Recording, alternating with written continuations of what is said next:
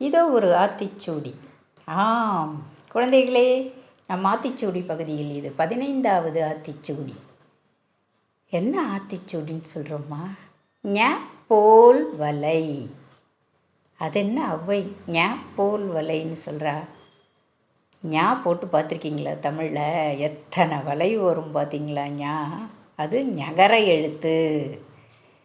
ஏன் அந்த ஞகர எழுத்து? எல்லா எழுத்தையும் பாருங்கள், ஒரு வளைவு 2 வளைவு தான் இருக்கும். ஆனால் அந்த ஞான்ற ஞகர எழுத்துக்கு பார்த்தீங்கன்னா நடுவில் அது வளைஞ்சு படுக்கை கோடு வந்து அதுக்கப்புறமா நிற்கும் கோடு கீழேந்து மேல் நோக்கி இப்படி வரும். இத்தனை வளைஞ்சு வந்திருக்கு இல்லையா? அதான் சொல்கிறா, மக்கள் நாம் எல்லாரும் எப்படி இருக்கணும்? மனசால் எல்லாரையும் ஒன்றாக நினச்சி அரவணைத்து நடக்கணும். அன்பால் அரவணைத்து செல்.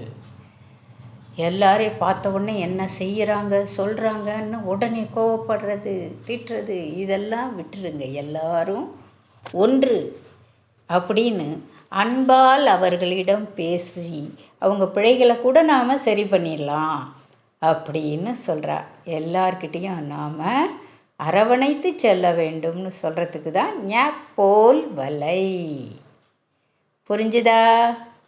ஞ போல் வலை சொல்லி பாருங்க. நாம் எல்லார்கிட்டையும் எப்படி வளைந்து கொடுத்து பழகணும்னா அன்போடு பழகணும். நன்றி.